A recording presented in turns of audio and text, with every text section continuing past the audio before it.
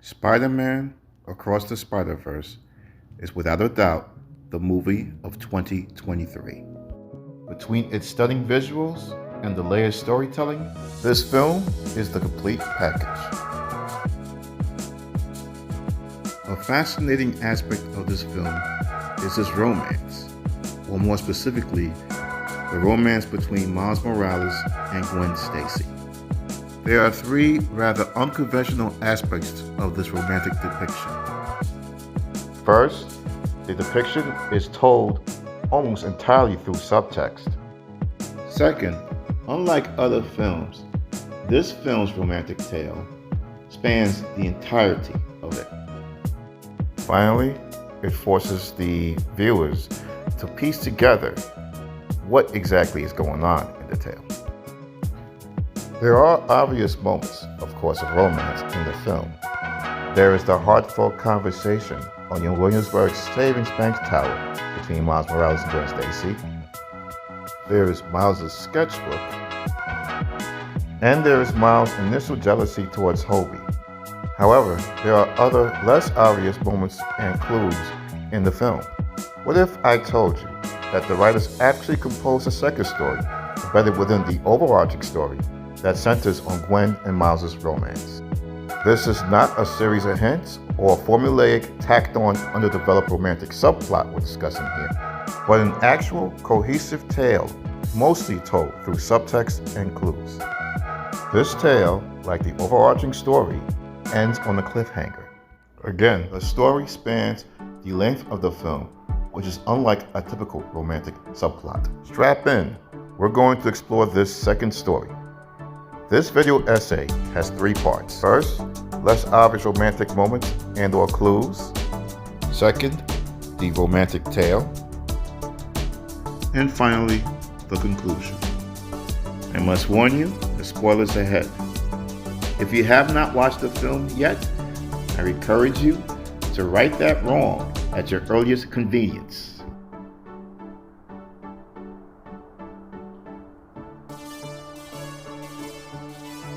The first thing I want to discuss is Hobie's shoes. In this universe, Hobie owns a green pair of Chuck Taylors. This is exactly the same brand and color that Gwen has in her universe, as you can see here in this screenshot. When Gwen abruptly left her universe, she did not have time to pack her shoes. While crashing at Hobie's place, she notices he has green Chuck Taylors.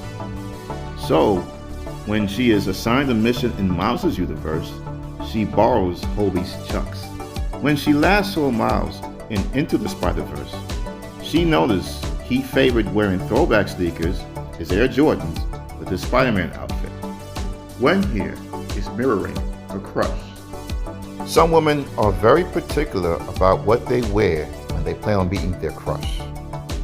We later get a hint that Gwen normally doesn't wear Chuck Taylors with her Spider-Gwen outfit. Note the surprise in Hobie's voice. Those my Chucks. Remember, he and Gwen went on a couple of dozen missions together, so he knows what shoes she normally wears. Observe Gwen's sheepish reaction to that question. Those my Chucks.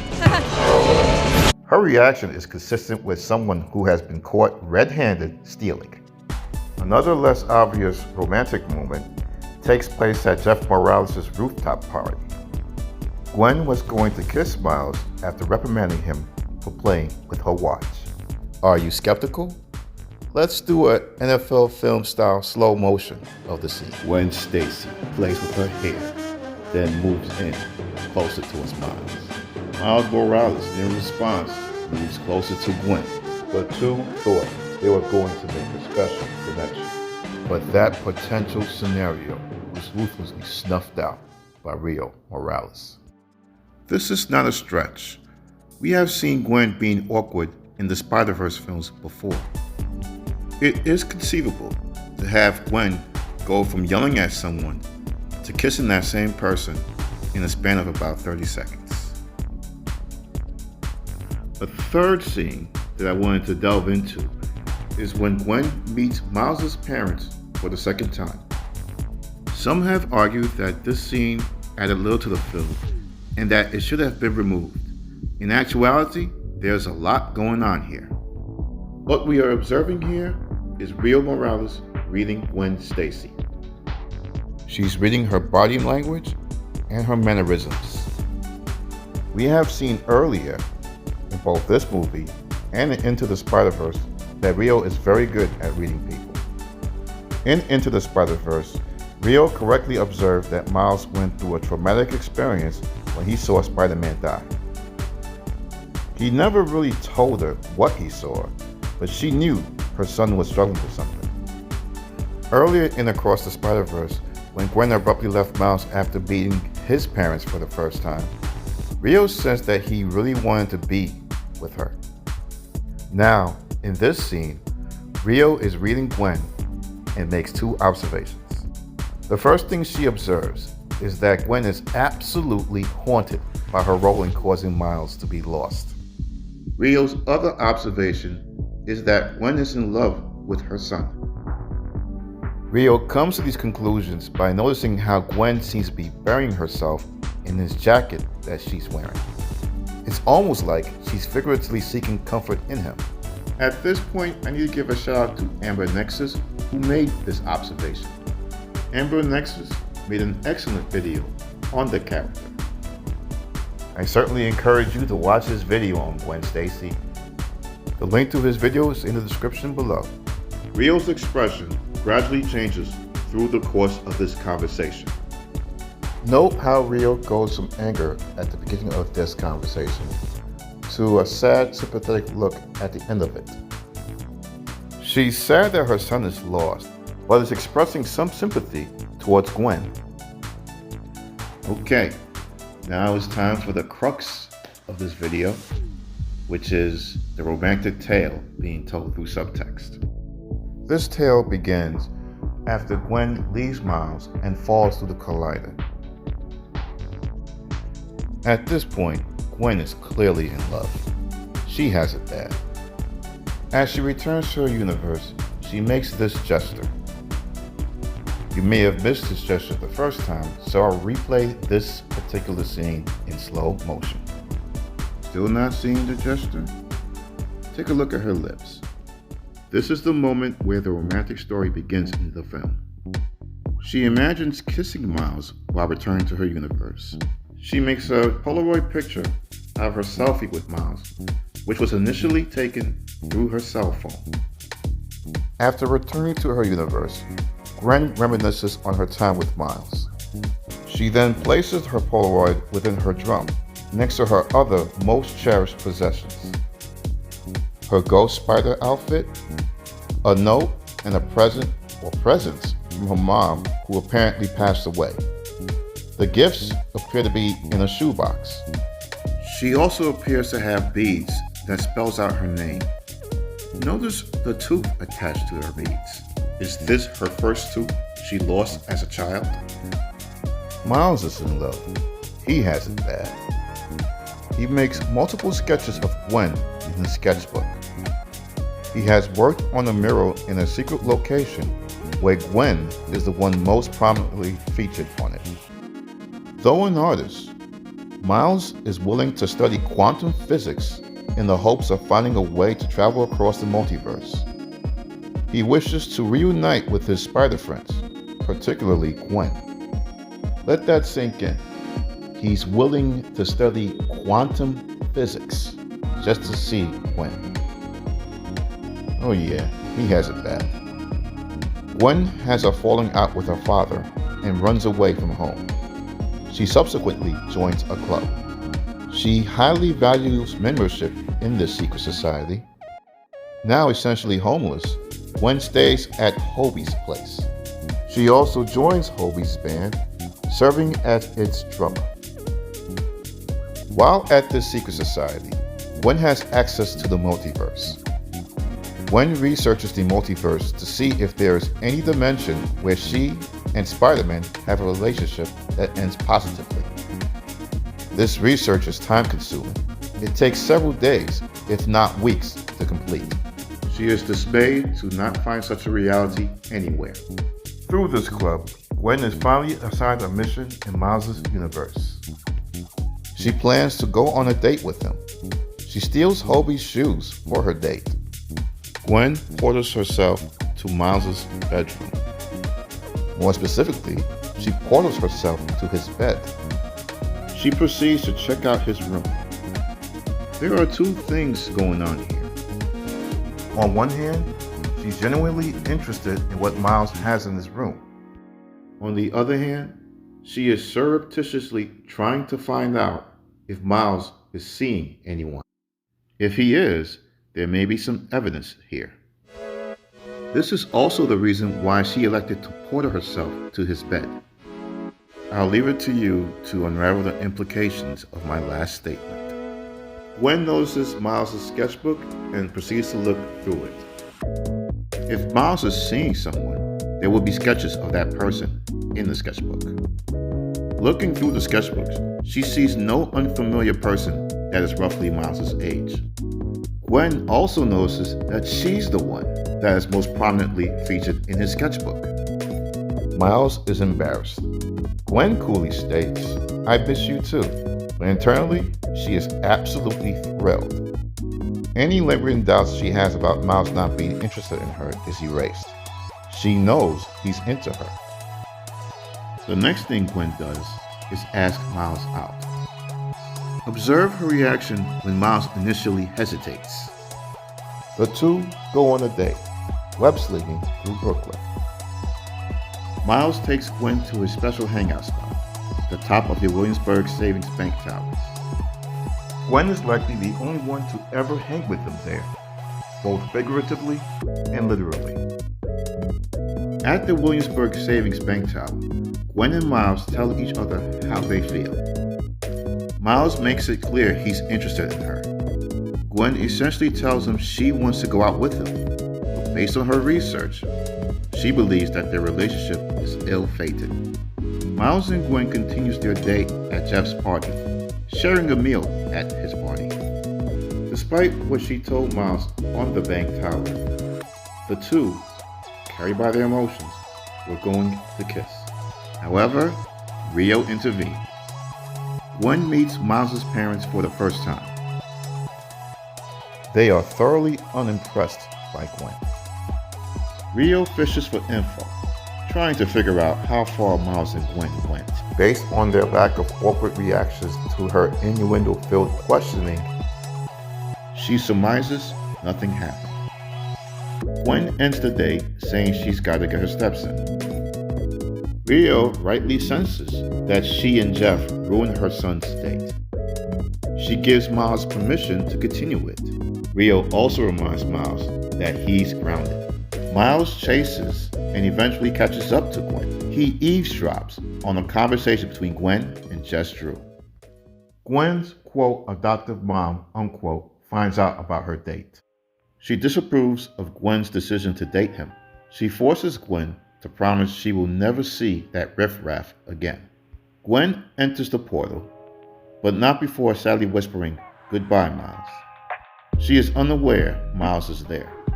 Miles follows Gwen through the portal, surprising her. He's chasing his crush. He's not given up on their relationship. Gwen's friend Pav meets Miles for the first time. He almost immediately sees that Miles and Gwen are romantically interested in each other. Gwen never outright denies she's interested in Miles. Pav notices that fact. Miles, on the other hand, denies he's in love with Gwen. To test his theory, Pav brings up Hobie. Miles' reaction proved his theory correct. When Hobie first meets Miles, he tests Miles to see if he has romantic feelings for Gwen. Gwen has no doubt told him all about Miles. Based on his conversations with Gwen, Hobie knows she has a crush on Miles. Hobie sees straight away that Miles harbors similar feelings towards Gwen. Miles' reactions to him informing Gwen about leaving her sweater and toothbrush at his place is all the confirmation he needs. Hobie eventually lets Miles know subtly that he does not view Gwen as a romantic interest. He's only looking out for his drama. Gwen initially doesn't take her crush to her secret society because she knew they wouldn't accept them. Gwen eventually has to take Miles to her secret society. Gwen's club generally initially either ignores Miles, or in the case of Gwen's adoptive mom, is dismissive towards him. Spider-Bite is one of the very few members of the society who strikes up a conversation with Miles. Gwen is jealous of Miles' interaction with Spider-Bite. She yanks him away, rather forcefully, with her spiderweb. Miles points out the club's philosophical flaws to the society leader, Miguel O'Hara. The club attacks Miles for not falling in line. Miguel personally attacks Miles, plainly telling Miles that he's a mistake, that he should not exist as a Spider-Man. Miles is deeply wounded by the fact that his crush is not standing with him against the club, who are essentially challenging his legitimacy. Miles, heartbroken and disappointed in Gwen's lack of support, almost tearfully states, "Goodbye, Gwen." The look on Miles' face and his statement wounds Gwen deeply, forcing her to internally ask herself the tough questions. Is her club more important than her crush? Is her club in the right, or are they the bad guys? Gwen later publicly questions Miguel's philosophy in front of the club. In response, the secret society revokes Gwen's membership. She realizes that her crush was right all along about her club. Gwen's adoptive mom does not support her, turning her back on Gwen and choosing her secret society over her, quote, daughter, unquote. Gwen is unceremoniously sent back to her universe. She returns home, intending to pick up her Polaroid picture. Her dad awakes, and Gwen has a meaningful conversation with Captain Stacy, where she pours her heart out to her dad. Her dad, perhaps for the first time, truly listens to her. He notices she is distraught. The two reconcile. Captain Stacy notes, or will soon note, that Gwen picked up the Polaroid picture he held. At that point, he realizes Gwen returned for the picture and was perfectly okay with sneaking out of the apartment without waking him up. Captain Stacy ultimately understands that the mysterious person in the picture means a lot to Gwen, and is likely a person she was referring to when she stated, "I can't protect the ones I love most." Devastated and guilt-ridden, Gwen returns to her crush's dimension, once again paying a visit to his bedroom. She intends to apologize to him. She will likely show him her Polaroid. That's her version of his sketchbook. She also intends to tell Miles how much he means to her. She discovers through her "come get your man," Spidey sense, that he was sent to the wrong universe. Miles is lost and abandoned. Gwen realizes that it is her fault. Gwen elects to meet Miles' parents again, taking responsibility for him being lost. She tells them that it is her fault that he is lost. Gwen earns a measure of respect and even sympathy from Rio for taking responsibility for this and for telling them, sort of, what happened. Jeff, on the other hand, is clearly not as impressed by Gwen. Observe his facial expressions. Still, in a sense, the two are at least partially entrusting her to find Miles. Gwen assembles a group of her friends to help her rescue her crush. She is also determined to rescue her relationship with Miles. She is ready to go to war for Miles. End of story. In conclusion, the writers of Across the Spider-Verse have done an outstanding job. With assistance from the animators, the writers have told a tale, a romantic tale, through subtext and clues. The writers have also told this romantic tale in a manner that doesn't turn this film into a sappy love story, successfully nesting it within the overarching story. This is the type of storytelling that I do not believe AI can pull off as deftly as human beings. The writers should be well compensated for their work on this. I'm just saying. To be clear, I have zero connection to the individuals who worked on this movie. If you're still skeptical about this romantic tale, I welcome you to watch the film again. Only this time, watch it through this romantic lens. Okay, that is all that I have. Now it's time for your thoughts and comments. Hopefully you enjoyed this video essay, and stay safe out there.